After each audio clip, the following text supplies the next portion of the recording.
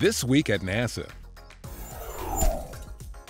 During an Earth Day visit to Goddard Space Flight Center, NASA Deputy Administrator Lori Garver received a tour of the Landsat Data Continuity Mission Control Room and was briefed on Goddard Earth Science programs.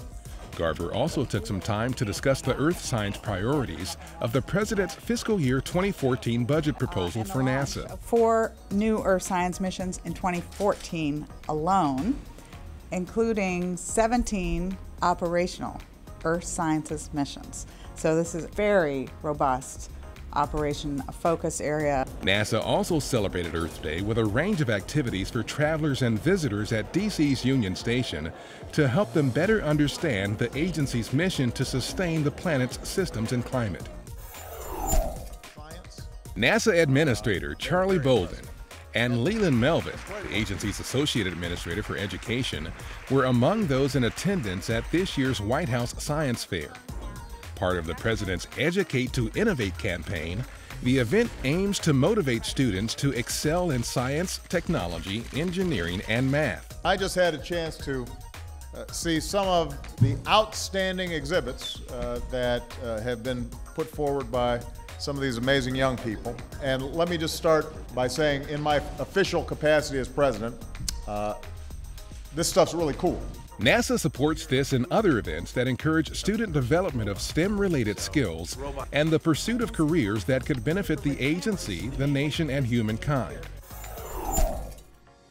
The Near-Earth Object Camera, or NEOCam, an infrared sensor that could improve NASA's ability to detect and track asteroids and comets, has passed a critical design test in an environment mimicking the temperatures and pressures of deep space.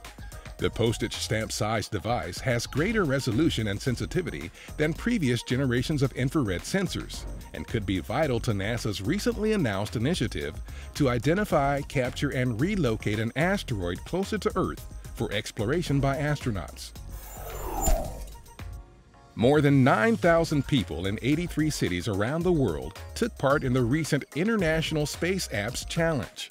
The 2-day event, sponsored by NASA and more than 300 government agencies, organizations, and academic institutions, encourages mass collaboration for development of technology to solve 58 challenges aimed at improving life on Earth and in space. Check out the nearly 800 solutions submitted at http://spaceappschallenge.org. There you see Progress 51 lifting off. A Russian Progress cargo craft completed its 2-day journey from the Baikonur Cosmodrome in Kazakhstan when it docked to the aft port of the International Space Station's Zvezda service module on April 26th. We have capture. On board the Progress, more than 3 tons of food, fuel, supplies, and experiment hardware for the Expedition 35 crew aboard the orbital laboratory. Space Shuttle astronauts Bonnie Dunbar, Kurt Brown, and Eileen Collins joined an elite group of American space heroes with their induction into the U.S. Astronaut Hall of Fame during a ceremony at the Kennedy Space Center Visitor Complex. Brown flew 6 missions and commanded the STS-95 spaceflight of Senator John Glenn.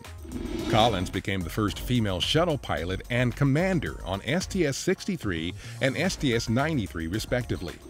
And Dunbar was a mission specialist on STS-71, the first shuttle mission to dock with a Russian space station Mir.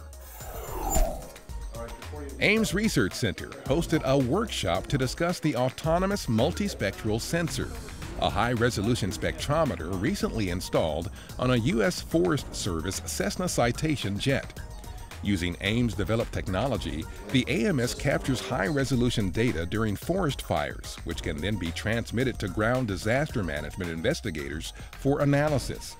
During the workshop, attendees were able to get a close-up look at the aircraft and the AMS sensor. NASA's Gulfstream 3 aerodynamics research aircraft has resumed a series of baseline flights in preparation for the Adaptive Compliant Trailing Edge project, a joint NASA Air Force research laboratory effort.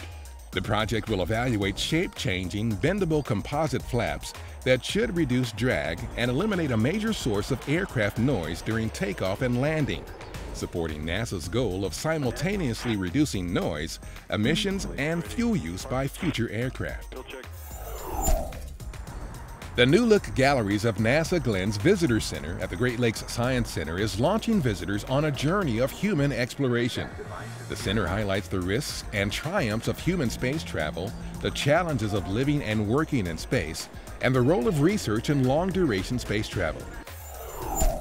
4, 3, 2, 1. Pegasus is away. 10 years ago, on April 28, 2003, GALEX, the Galaxy Evolution Explorer Telescope, was launched by a Pegasus rocket into low Earth orbit to conduct ultraviolet observations of galaxies across 10 billion years of cosmic history. Data from the telescope is providing clues about the evolution of galaxies and the causes of star formation, bringing us closer to understanding how galaxies like our own Milky Way were formed. And that's This Week at NASA. For more on these and other stories, or to follow us on YouTube, Foursquare, and other social media, log on to www.nasa.gov.